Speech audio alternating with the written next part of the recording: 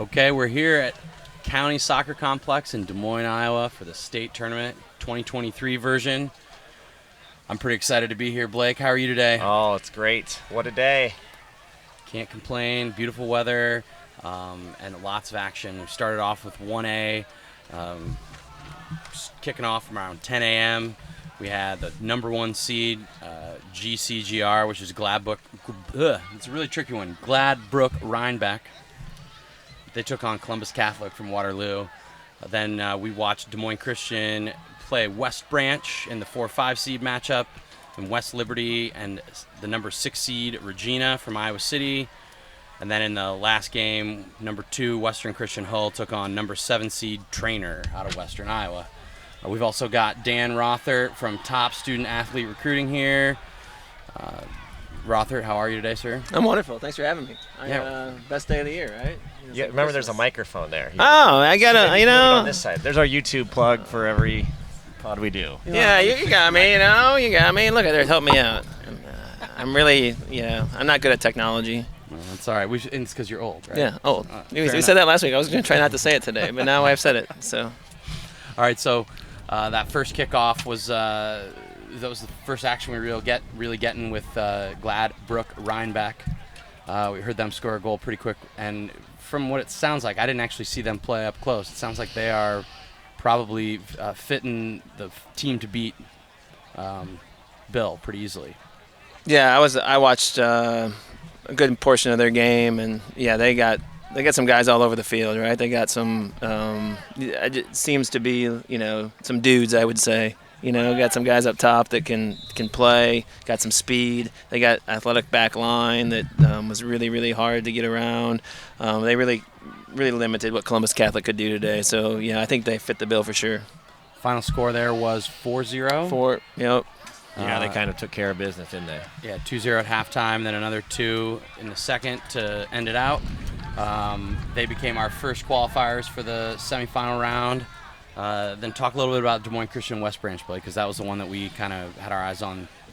Yeah, close. it started out pretty even, actually. I thought it was going to be a better game than the scoreline ended up at, but Des Moines Christian kind of took control halfway through the first half, goes into halftime up 3-0. Really could have been 4 or 5, and then scored the fourth early in the second half to really put the game out of reach. And honestly, not a very great game for the neutral compared to the one we'll probably talk about next. Yeah, well, it was very. It was a little bit of a discombobulated game, right? There wasn't a lot of I don't know how many passes did we see connected. Probably not, more than 5 or 6 at once before it would turn over.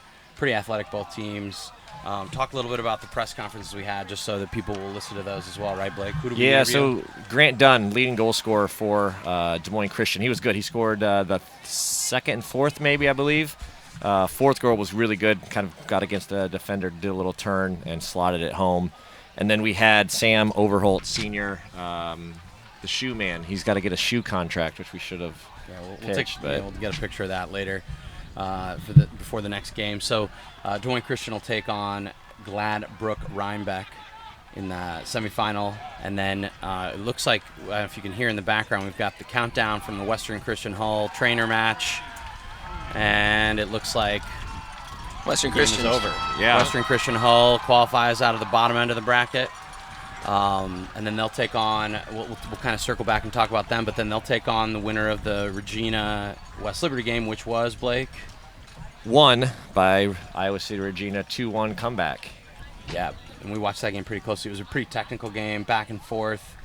Saw some good players as well. Dan, what did you think about that game? I know you were watching that for a bit. Yeah, I mean, it started off, pretty fiery at the very beginning, right? We had, West Liberty go up 1-0. Juan Mateo had a nice left-footed goal. Got in behind. I think he's a senior.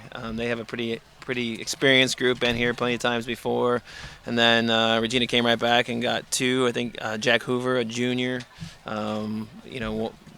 Really kind of fearless goals where he took a guy on. One time he got in, kind of a bouncing ball, and then was fearless going at the goalkeeper. The second time he got around the end and blasted it home. So, and then the second half kind of opened up. I thought the second half was like back and forth, right? And there was some guys are getting tired, so it became a little more direct, and there were some chances either way. If you would have told me that at halftime there would not be another goal scored, I would have argued with you, but there wasn't, shockingly. I would agree. I was standing there at halftime and said, this is going to be a goal fest, right? And turned out to be 2-1. Well, you mentioned that it kind of opened up and the teams looked a little tired as the game wore on. The heat is going to be a major factor this week. It's a classic state tournament week where we've got warm weather all the way through and sunshine all day long. Plus, then you add the pollen count, right, Blake? And these boys and girls tomorrow, later in the week, are going to be huffing and puffing, I would guess. Yeah, the noses will be running just like your legs. Exactly. But that'll be interesting to see how that affects the game as we go on, the games as we go on this week. They've been doing the water breaks, and eventually you could just see the deeper teams are going to do much better, right? Because they're going to need guys to be able to go in and out of the game. Yeah, I didn't know we would have a water break for a 10 a.m. kickoff. I was surprised. And it was breezy. It was 70. I was like a little surprised. Here's a referee question. Do you have to have a water break in the first half if you're planning on a second half one? No. Okay, so that's why I was like, maybe they have to. But they might. I bet they decided before the game all games would get water breaks today. I'm sure it was a state rule. Okay. State made the decision. Fair enough. So, anyway, Regina will come out of that bracket and they will advance to the semifinal. And if you can hear in the background, we've got Western Christian Hull celebrating as they will advance to take them on in the semifinal. Western Christian Hull, let's talk about them a little bit. We remember them from last year. They were a fun team. It seems like they're back and they're pretty fired up. Right? They're sprinting across the field. Yeah, they've just played 80 minutes, survived 1-0. Like, that was actually a decent little game as well. Yeah. Which, I think that was a good result. Trainer had some good results on the year. Only losing 1-0 to Hoover, 3A number 1 seed. Trainer had a good look, about 10 minutes left. A nice save by the goalkeeper, and then actually Western Christian went down the other way, and the same thing happened on the other end. So it was kind of back and forth at the end, too. Again, I think it goes back to legs getting tired and late in the game, and we're in 1A where depth might be a challenge. And, I think as the games go on, and it's going to get hotter this week, it's going to get hotter today. So we'll see how it goes. One of those, you guys talk about that, the ball, is I've noticed the grass here at County, right, is unbelievable, but it does get a little thick. They should introduce, like, putting a little water in between, water in the field just for 20 minutes or so in between each game. I think that may help the product. Just ball zipping around a little bit. The guys' legs aren't as heavy. Weatherman, groundskeeper, what can you not do? Yeah, I mean, it would be great. Blake, it would be great, but, I'll fight our battles. I don't think that one's happening. Oh, that would be, we used to do that. They'd be slick, and the tackles are then flying around. And For sure. Well, it'll be this makes for a pretty fun semifinal matchup coming Thursday morning, 10 a.m. We'll see Gladbrook Rhinebeck take on Des Moines Christian, and then on the other side of the bracket, it will be Regina from Iowa City taking on Western Christian Hull. We will be here with all the action, but be sure to check out our press conferences with the Des Moines Christian boys, and we'll have some highlights for you. Just so you have more fans, I think it's. When I was over there, it's Grundy Center / Gladbrook. I was going to ask thank you. You knew what GC meant. It's two schools combined, I believe, and they're still 1A. So Grundy Center, Gladbrook, Rhinebeck. If I would have known that, So I would have probably not stumbled over. I don't want Gladbrook, you to lose fans. All right, I'm sorry, guys. Grundy Center, Gladbrook, Rhinebeck. Good Lord, that is a mouthful. Say that 5 times fast. We'll see you guys in the semifinal as you take on Des Moines Christian, and best of luck to all the teams. What else you got for us, Rother? Oh, it's going to be a great day. Best day of soccer on the boys' side. Tomorrow's the best day of girls. Started off good. See you for 2A in a little bit. Okay, and we're back, still at County, but here for the 2A recap. It's getting a little warmer. The action keeps heating up as well. We've got Dan Rother from Top Student Athlete Recruiting here helping us keep track of all the games, and then I've got my good buddy Blake Siebers on the far end. I'm Ben Brackett, your Soccer Talk co-host. What do we think about the 2A, Siebes? You're right. Everything's kind of heating up a little bit, isn't it? It's starting to melt here. Couple games that were close and a couple that weren't so close. Do we want to start at the top as 1A? Yeah, well, former state champion, alma mater of the Dan Rother, or where do you want to go here, Ben? Yeah, let's do that. So we had Davenport Assumption take on Perry, the 1 seed against the 8 seed. We sort of in our preview earlier last week, we picked one of the two teams to win it. So it looks like Assumption might be our pick now. After this is also like the bracket or the class of the mini pitches. It is a little bit, right? Yeah. Mini pitch, Webster City mini pitch, Sioux City mini pitch. That's true. I like it. What did you think about Davenport Assumption, your alma mater? Yeah, they look pretty good. Early on, Perry, was pretty good possession team. They were just trying to keep it, but you could tell Assumption was super organized.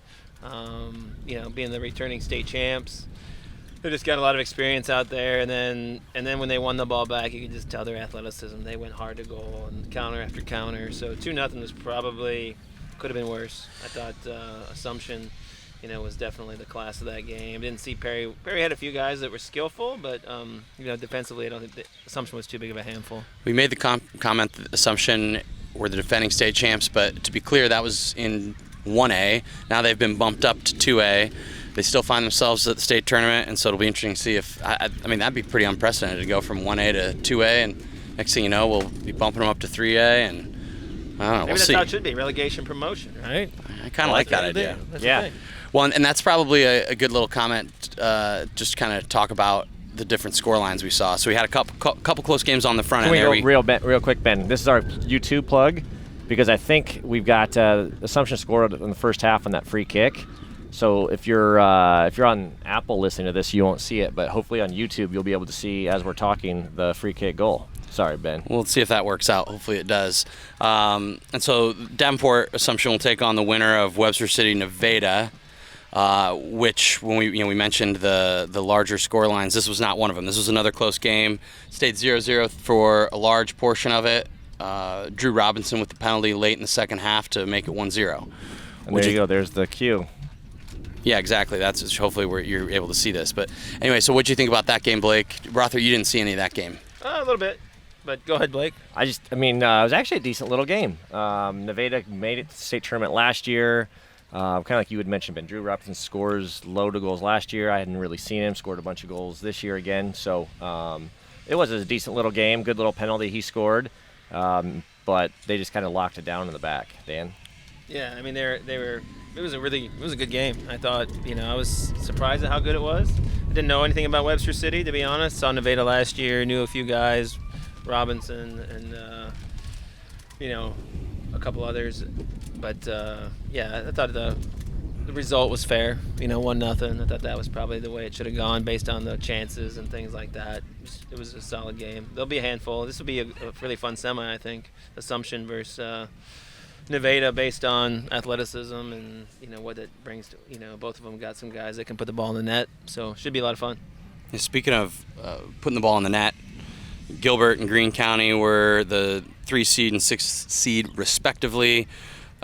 Gilbert just kind of thrown the smackdown though a little bit. Went 5-0 score line, and they scored early and they never looked back, did they? It's a decent little, what was it, second goal? Guy got to the end line, cut it back, and a good little finish by, I'm not sure if it was 14, a big, tall, blonde-haired boy. But you're right, Ben.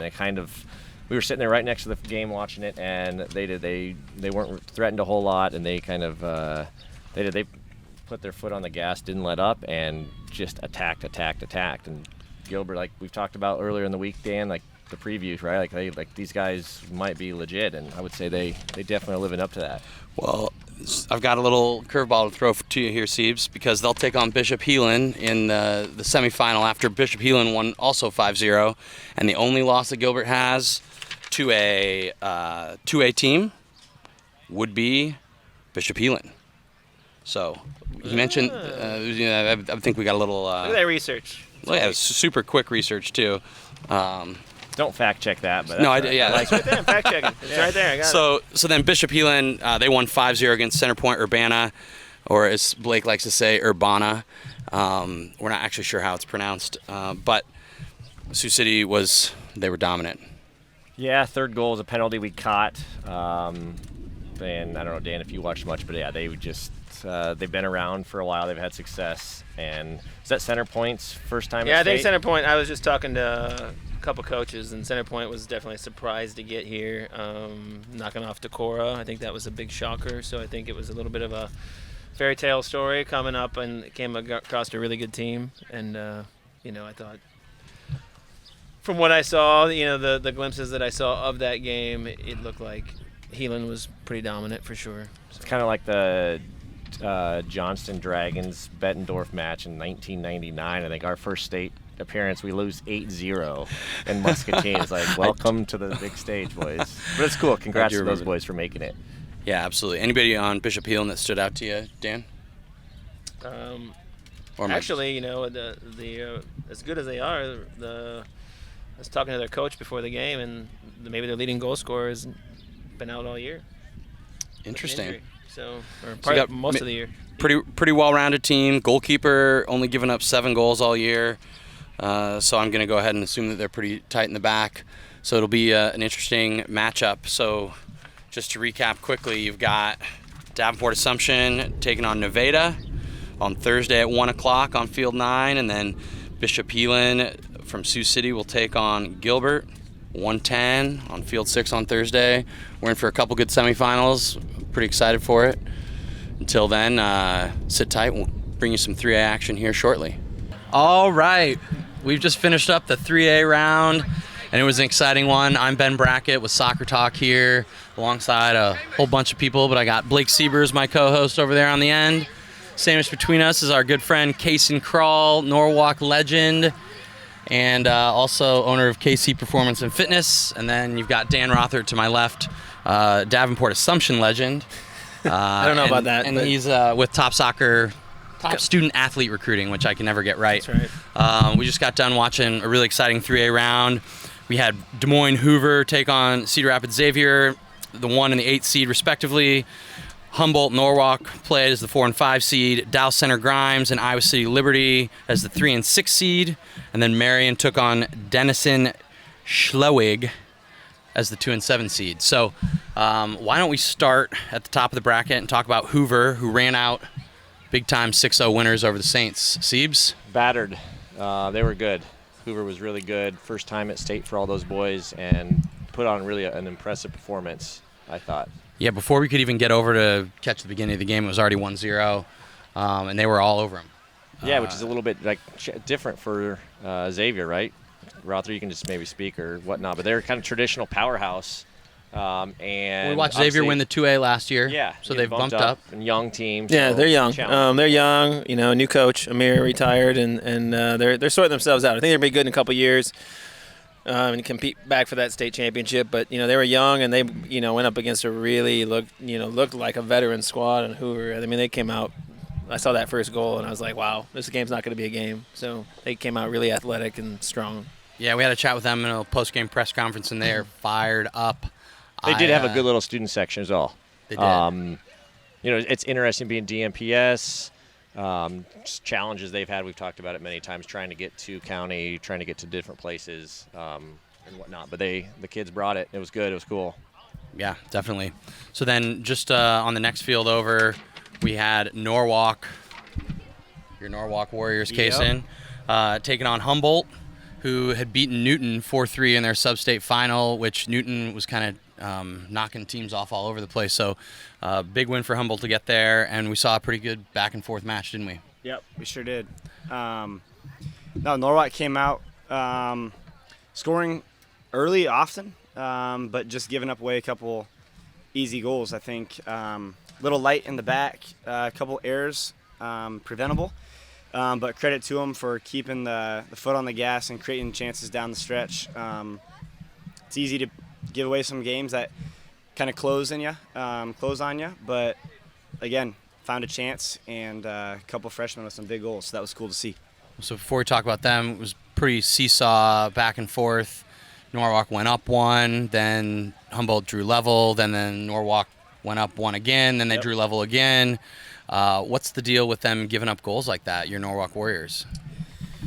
I would say part of it's just nerves and being a little bit unorganized. This is a whole new crew. I think it's been 6 years since they've been back. But one thing I would like to touch on is just the culture of the Norwalk program, and to have kids coming from young ages and contributing is huge. I just think they need to watch some film and keep their back line a little bit tighter, keeping the spaces between the lines a little bit tighter. And then I think certainly more communication across the team will help. Won't be able to give away goals going forward in the next round. So hopefully they can tighten it up and do well in the next round. So it looks to me like Norwalk. So the last time you guys were here was 2017. Would that meant you were in high school at that point? Correct. Yeah, you're making me feel old. Yep, it was 2017 was the last time. So yeah, for sure. Very cool to find him back here. Do you want to give a quick shout out to the coaching staff over there? Norwalk coaching staff, Brother Gabe. Thanks. Yeah. But then Dustin Kralik, longtime coach there. It says it's 23rd year. He's got over 300 wins, and he'll be looking for a few more to add. And we should probably mention your big goal from the freshman, Tyden Dang. But then and then the winner from Dustin's son, who doesn't play like all of every game or anything like that, but he's a regular sub and stuck in there for the winner. Probably a pretty cool moment for the Kralik family, and I'm sure Tegan's pretty jacked up. Absolutely. No, credit to all the goal scorers. Certainly for Tegan to work hard for that. He's one of those guys that he's always going to be the best version of himself, just staying fit and stepped up at a big time. So good for him. Very happy for him. Very happy for the family and the Norwalk team. So we've got to talk about the talking point, right? The celebration, sending off. Dan, Casey, Brad, you guys got any thoughts? I mean, from here's what I saw or heard. The guy scored the game winner with. So Tegan scored the game winner off of a rebound, but the other player celebrated very excessively, is what we're told. I guess it was taunting. Come on, somebody's got to be biased. Like all I heard is he literally ran by the crowd, put his arm over his ear, like I didn't see it, but as there you go. You know, in a big moment like that, red, that's rough. Yeah, I see both sides of it for sure. Emotion is part of the sport. I think there was a yellow card earlier in the game for language, whatever, and my instinct was it's part of emotion, but at the same time, high school sports, raising kids to be the best they can, and you need to be careful and control everything you can control, right? Don't put yourself in that position. But I know the team will bounce back and hopefully work hard for him. Yeah, and I mean, I think we talked to a few different referees that were sort of around here at the time, and it's just one of those where, as a player, you sort of say, well, referees, we don't want you to make such a big influence on the game, especially over something like that where, like, maybe you just tell him to, like, get his head together and chill out, and we probably move on, and everybody's all the better for it. But that's just my opinion. I'm sure I'm going to get some referees, one in particular, probably giving me a hard time, but that's fine. Let's talk about the rest of the tournament, or the rest of that first round. We had Dallas Center Grimes and Iowa City Liberty. That was also a pretty good game. DCG jumping out quickly to a lead, but then talk about that a little bit, Rother. You had your eyes on that one. Yeah, it was good. Pretty even. Liberty, I think actually DCG went up early, and then Liberty kind of crawled back into it, got the goal. Pretty back and forth contest. Both teams had some really good looks. I think at the end of the day, it came down to Liberty's attack was pretty strong, and was able to catch a few breaks. There was a couple rebounds and things like that bounced their way, and they were able to get in and get some goals. So 4-2 final. And they get to go on and play the winner of the other game. I thought it was a really good game. I thought Dallas Center Grimes Liberty was a really good game, really good high school soccer game, good level of play.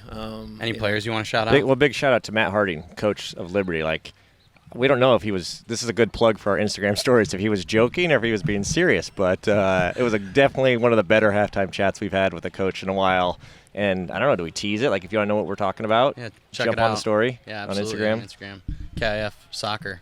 I thought they're the two brothers, Saul brothers. Hayden Saul, he scored a couple goals. He played up top, and then at the end they moved him to center back, which I think he traditionally is a center back, and they moved him back to shore it up and win the game. So he scored a couple up top, and then he moved him back to shore up the game. Okay, so speaking of goal scorers, the big talking point in the Marion game against Denison has to be Jackson Kirsch. He's scored 69 goals this season in 17 games. I'm pretty sure that's 3 goals a game if I can do that math. Drake commit. So he's a Drake commit, which is exciting. I'm guessing he doesn't play forward at Drake. I'm just going to go out on a limb there, just knowing I've the heard box to box. Fair enough. That's what I've heard. What did you see that game too? I did. I think Jackson Kirsch was actually held scoreless. A couple other guys scored, but he was creating a lot, and they were obviously like, he scored 69 goals. Everyone's going to have it out for you. They were able to penetrate the Denison. I talked up Denison in the pregame last week. They were very, stout in the attack, and they went forward. They had some guys that could go at you, but defensively they struggle a little bit to contain. It's not just Jackson, but there's a couple other, pretty high-level kids on that team. So, congrats to Marion. I think it's pretty cool. We've got an Eastern Iowa semifinal and a Central Iowa semifinal. We got Hoover and Norwalk on the top end of the bracket, and they'll be looking to win and take on the winner of Iowa City Liberty and Marion. East-West. Yep, exactly. East-West matchup. That'll be Thursday at the 4 o'clock time slot. What else you got, anybody? I'm seeing if they played this year. I'm doing some research. I don't see Some quick that. research. Did we see a No Marion research on and- the Marion. Quick. Well, you guys finish that. Here's our plug for YouTube channel. We've got a bunch of shenanigans. It's cool about the state tournament. Kids, people, parents walking all over the place. They did not play. So now, guys, get out, and they can the statisticians can figure out can figure out what they've got. Doesn't look like they played. All right, before we lose the plot entirely, we're going to shut her down. We will be moving on to the 4A matchups here at the end of the day, and we're hoping to miss the weather that may be imminent. So, to be determined, stay tuned. Thank you, Case and Crawl and Dan Rothert. Thank you. Thanks. All right, pretty exciting evening here at County in Des Moines. We just got done watching the 4A boys on their rain-delayed quarterfinal matchup. I'm Ben Brackett here alongside my Soccer Talk co-host Blake Siebers. Siebes, big day. Man, you're so jazzed up you forgot the normal intro. I haven't been doing it for any of these. Okay. You know, it was worth the wait. Good. Absolutely. No, this it was I worth thought you the meant wait. my intro was worth the wait. Oh. From last night. What an absolute nightcap, thrilling evening. Yeah, absolutely. So, and interestingly enough, all games kicked off at the same time, which generally speaking, they stagger themselves. So I thought it was a bit of a treat, at least just from the cheers from one side, cheers from the other side. It was sort of like your head would be spinning if you were standing in the middle. So we had a light go down. YouTube shout out. Oh, YouTube shout out. So we had Valley take on Centennial in the big 1-8 matchup.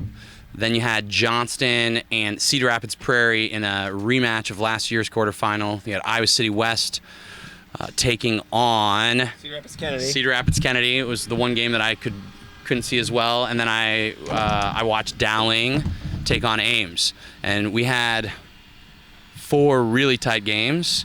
And, well, have I not mentioned that yet? Oh, that's right. We've got... No, there's another light. Oh, we're just having massive shambles. YouTube. This is great. We've had complete shockers with all the press conferences. It's a little breezy here. So we've got Dan Rother from Top Student Athlete Recruiting. Oh my gosh. I got it right without even looking. And then we've got Matt Sahig, the Titan Tactician here. Sahig, how are you? After that, I'm great. That was it was well worth the wait, I think, as Blake said, for waiting for that at the end of actually for a full day. And at the end of today, a long day. So it was awesome. All right. Well, so to be clear, all the giggling over here has to do with the fact that we have lights because it's dark. We've been here that long today. It's after dark, and here we are with the lights on blowing over left and right. Okay, so who saw the Centennial Valley game? That was sort of the premier matchup, I thought, because Centennial a little bit, I call them underdogs in their press conference, but the lowest ranked team coming in. Their coach was not thrilled off camera whatsoever that you said that, for what it's worth. Fair enough. Matt, what do you think? So, yeah, I watched, a good chunk of the second half. So I didn't see the first half. Penalty. And the goals. But, yeah, there's some definite controversy in the game because of the penalty. I think if you're in Valley, you say it's a soft penalty. If you're in Centennial, you say it was well-deserved. So there's definitely controversy around the penalty because they go up 1-0 because of it. But I will say this. I went over in the second half, and I had been watching the other 3 games. And obviously at the time Dowling and Ames was still tied, and so I was expecting to go over to a game that wasn't as exciting as the game I was watching, but that actually wasn't true at the time. It was electric over there. Probably the most fans of any of the 4 games were at the Centennial and Valley game, and the players were, they were just working their socks off on both sides. Centennial, they are hard. They go into tackles, and for me, they just bring it up another level in terms of how they compete. And I think that's a big reason probably why they beat Valley. When I watched it, Knipsu was a non-factor. And I kind of tried to ask one of the boys a question about that. But for me, that's a huge deal. And the fact that they're really even worried about him. But, they tackle all over the field. And then when you add in the attack that they've got, they're a real threat. They might have been an 8 seed, but... We call them a dark horse? They're... Just Matt, can I ask you a question, Matt? And Dan, you can chime in here too, because I think you saw some of it. Do you think the tackling is from the coaching staff? Like D. Braz was a hard tackler, Duax, kind of no nonsense guy as well. So are they the ones sending that message and getting probably that trained that players? way? I'm guessing they train that way. I don't think you can get away with being in that team going into a tackle soft. Right. Give me a break. You'd be on the bench if knowing Duax and Brazo. Right. I saw the first half, and actually, I think there was a controversy on the penalty, right. But I think there was another play that should have been either a red card on Valley, or it might have been a step inside the box and been a penalty and a yellow card. So, I don't think there's any controversy in the win. I think it didn't get called though. Is that what did you're not saying? get called. Yeah, there you go. So I think that there is legit. That's a legit win. They won. They were the better team today. Yeah, I think. The big guy on Valley, the forward, was the non-factor. I didn't see a whole lot going forward for Valley. I thought it was all, it was every time Centennial got the ball, they were coming. It was impressive. Well, my Tigers bowing out early, but congratulations to Brian Duax, also a Tiger, and getting his Centennial boys back to the semifinal and see if they can avenge not their loss, but at least their standing at the end of the season. So then the next game we had my man Blake Siebers and the Drags. Your Drags rolling. Their hashtag is Roll Drags, and they rolled. They were good. They were really dynamic going forward. Exciting to watch. Much more pleasant than we saw them play against. Even though they beat Dowling, remember that? Beat Dowling 4-1 earlier this year. But they were dynamic, exciting. They were just pedal to the metal. And I think, to be fair to Prairie, Gavin Lewis, I don't think it's argued. He's probably their best player. Went out with a hamstring injury early, never came back, and it's got to be a shock to those boys, unfortunately, because Kurt's a good friend of the pod and whatnot. But the Drags avenged the loss from last year in the first round. I feel like the Dragons felt a little loosey-goosey too, right? They don't seem as uptight as they were maybe in the past. So I'm feeling good about them. They seem like they're all good. If they can attack, I don't know, Matt, you saw the first 15 minutes. I don't know if you have any thoughts, 20 minutes, whatever, 30 minutes, whatever it was. But they were exciting. I actually left at halftime because, to me, the game was done. Yeah, that's exactly what I did too. I watched the first 15, 20 minutes and I said, this game's over. Johnson's got it. So I thought they just were good all around the team. And I think for me, that describes them. They're strong at the back, from their goalkeeper to their center back up through the spine of their team. And then I think, Pope's a threat to score.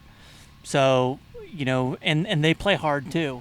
So I'm looking forward to the matchup really, because I think you're just going to have a really, really tough competitive match in the semi. I like it. So Iowa City West then dispatching Cedar Rapids Kennedy. Kennedy kind of coming out of, at least from our standpoint, coming out of nowhere. We haven't seen them in the state tournament in a while, but Iowa City West, a perennial powerhouse. Coach Brad Stiles, also a Tiger. What's he at, 404 wins now, 5 wins, something like that? A lot. Dan? Yeah, they got a handful up top too. Caleb Wendy scored the first goal. He's a transfer from Iowa City Regina. So he was Regina's maybe the best player. I saw that last great year. finish. Yeah, he was, and so he's up top. And then Michael Nelson's back and healthy, looks strong. He scored the second. Should have scored the third. Yeah, he should have. Yeah, right? that was and he had a couple others that they were right there. So, they looked formidable. They're going to be a tough, a tough game. I think it's they're gonna go against Dowling, right? So that's There's exciting. a spoiler alert. I know, right? Oh, Iowa City West does have to go back and take finals tomorrow, so they're back and forth. That's a huge factor. It is, man. Huge. I was talking That's to a the really boys on the way real out, disadvantage. and they're like, "We got to get on the bus and go back." I go, "What?" And they're like, "We have finals, and we have a test in the morning. Right. Like not just finals; they have to take tests." Well, it's interesting So- because some kids are out of school and some aren't, and so obviously I don't know how that all works out. But Yeah, Matt, what do you got on that? Well, it's a disadvantage for the tournament. Obviously, school comes first, though, right? And we've kind of harped on that. I feel like Absolutely. I've harped on that this Yeah, year about other teams. Absolutely. So I don't feel all that bad for them because, I mean, go get your schoolwork done and don't make excuses and just come win the tournament, right? But that's tough, especially because they got canceled last night. Yeah. I mean, those guys are traveling from Iowa City, so that 3 nights means in a row. yeah, I mean, it's an hour and a half strong. I mean, in the car, and they're on a bus. That means 2 hours in the bus. You got to get to the school, so that means you're, 30 minutes, and you got to be on time. So that's 2.5 hours before you even leave. Then you're here an hour and a half or 2 hours early.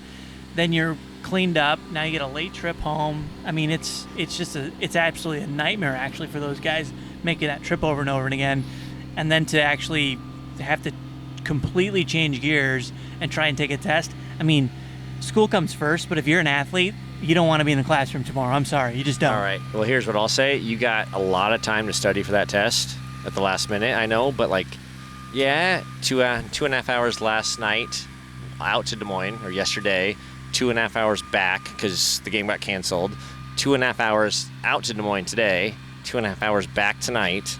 So you better not fail your test, You're boys. gonna say you're gonna pass it? You're gonna study on the bus? Yeah, I think Sebers has been a little too long of a day. Too much sun. No excuses. All right. Well, regardless, Iowa City West, a perennial powerhouse, a consistent champion, and a team that has a culture that I'm guessing, when it's all said and done, Brad is saying exactly what Matt's saying: is get to school, take that test, and then reset, and let's go win a game. You have to. You just gotta flip the page and go. Yeah, it sucks, right? But you just gotta turn the page. So they'll, as Coach Rother, well, we'll just say he spoiled a little bit the drama that we were going to talk about with Dowling and Ames. Yeah, killed that. Sorry. That's okay. Ames was very, very good and had Dowling up until the wire, and then we saw Dowling, a little quick 1-2 punch, get him 2-1 up. And Blake, you were sitting in the corner there with the guys. What'd you think? Well, me and Dan were in last 10 minutes? 20. So Ames scores the goal to go up 1-0 halfway through. First half was pretty bland, right? Pretty bland. Yeah, and then Ames scores. Dan, talk about the goal. Just Yeah, so they briefly. Dowling actually came in, and we looked at each other like, hey, that should have been a one-touch shot. Get the shot off. Guy takes an extra dribble, gets blocked. Now they're going up. Now Ames is on a counter, and Zach Kuba, a little sophomore, he took care of business. He went 50 number yards. 10? Yeah, He was good. he went 50 yards with the ball and put it away. He was great. He was a good little player at that. So, You said but number. that what was his that's name? how they went up. Zach Kuba, nice player. Sophomore, right? Yep. And the other boy, real quick, since we're talking about Ames, number 3. I mean, Oh. we saw that. I mean, he was. I don't know who he is. Nope. But the boy did really well. He was in a couple 1v1 situations. Right back. Yep, did well. Won a couple balls, but then 16 minutes to go, I think. Yep. Dan and Dowling Mendez kind of dangerous all game, and then just Kind of. Yeah. put the wheels on. Then he turned it. Then he decided to play. I don't know. We were in the corner, and we had to move our seats up to the very edge of the dotted line because we're all these kids started coming from all the other games, from all these other schools. It was a really cool environment. And then, Mendez started to play, right? And he got in, and what happened? He scores a great little gets by his defender outside the right foot finish, and everybody around us was a non-Dowling Catholic supporter, and they just stormed the field. Actually, it was so awesome. They almost took out Uncle T. Yeah, he did. Uncle T actually got super upset. He was so mad because they all stormed him, and he couldn't get a photo. Yeah, the referee comes running over. He's trying to kick him out. The Dowling Catholic administrators come over, and these guys don't care who they are because they're from other schools. It was awesome. Well, as soon as they scored the first goal, the tides definitely turned, and it was more or less inevitable. You could just tell the crowd was behind them. They were super confident all of a sudden, and they're hot players, right? Somebody like Jonathan Mendez, he all of a sudden was just on fire, right? It was some of the most special stuff I've seen in a long time. Like those 2 goals that he did, and his pace and his ability to go at it, and his confidence in that moment. Like that was special. It was really neat. Yeah. Sorry, do you have something, Matt? Well, I was just gonna say, I'm just gonna flip it back to Ames. I mean, that's the first game I've been able to see Ames play all season, and I thought I was pleasantly surprised at how well they played. They were a lot better than I thought they would be. I know they're a good team, but I just thought I thought Dowling would win the game, and I thought they wouldn't win easier, and that was not the case at all, clearly. And for me, I think that's a lot of credit to Ames. I think Dowling in the end is the better team this year, and the better team won. But I mean, they gave them a real problem. I mean, Dowling was sweating bullets with 10 minutes left. I mean, I was looking over at the sideline, and I mean, there was some pacing going on and some real worry. And it's just one of those things in soccer, right? They get that goal, and then the momentum shifts, and then they're just an extra special player. I would have loved to hear what Jackson and Garrett Crawl were going back and forth at each other. But then also I would have loved to hear what Ryan McGowan and Damian Corey. Yeah, Also, Ames Ames goalie makes 2 great saves. I just want to recognize those. Yes. There's one in the first half where it looks like it's going in, and he literally gets down super quick with one arm, his left hand, makes a save, and he made a second save too. It could have been Dowling actually up early in the first half, but I think he kept them in it too. So I just want to reiterate, great performance by Ames. I agree. I think they've got. They were stout defensively, and it was all the way through, and they were winning. They were going in hard on the tackle, and they were winning. You know, there was like 4 slide tackles in a row. It was just bam, bam, bam, and it was they were great. It was just a fantastic high school game. That was a fun game. So, Brackett, you asked us, I know you want to wrap this up, but Yeah, real quick, okay. you asked us at quasi-dinner tonight who was the best player we've seen, boys or girls from all classes, and like a lot of pretty good stuff, and then I think that when the lights started shining tonight, I think the answer was pretty clear. 100%. Yep. I mean, it's easy, right? Jonathan Mendez. Yeah, he was very good. And so I mean, but there were 2 Jonathan Mendez's tonight too. I agree. I mean, It was 20 minutes of Jonathan Mendez. Yeah, and they only needed like 6 minutes of him to take over the entire tournament, practically. I mean, if that kid shows up for the entire game tomorrow and the rest of the tournament, good luck to the competition. Well, I'm sure there will be a certain player for the Jaguars. They'll have something to say about that. Mr. Hackenleibel, I'm sure, will take that with a little chip on his shoulder. So will Michael Nelson. So will all these guys, right? Absolutely. I think that's the beauty of this is when you get down to those top 4 teams, you've just got competitors at every turn, and I don't know. I mean, we love those kind of guys, right, and kind of girls, and it's what makes the state tournament what it is. We're going to be pumped up to be back tomorrow. Can we just talk really quick? Oh, Like absolutely. nobody knows about the storm from on let's just talk for Okay. 30 seconds. Quick recap of last night. As the 4A games are about to kick off, we see the storm clouds rolling in, but everybody's checking their radars and we're good, right? We were fine for like 2 more minutes. And then all mayhem broke loose. They were doing announcements of the starting lineups on field 1, by the way. We had tents tumbling across fields. We had people running for shelter. It was absolute chaos. Yeah, I mean, actually, I didn't check the radar because what I do is I go to our Instagram stories to check for the weather report, but we didn't get one, did we? So No. had we gotten a proper weather report, maybe we could have He avoided. was too busy packing everything up over here. Shout out to all our friends that helped with that, by the way, because we were joking if that storm had hit 20 minutes one way or the other, this place would have been vacant and our tents and gear would have been everywhere. So thanks for the good friends of the pod. You got anything else, Blake? Big day tomorrow. We'll be back for the boys, 1A, 2A, 3A, and 4A. And then, obviously, again, back on Friday for the girls, and then Saturday for the finals. So it's just heating up. We'll see y'all tomorrow. Fun day. Thank you, Dan.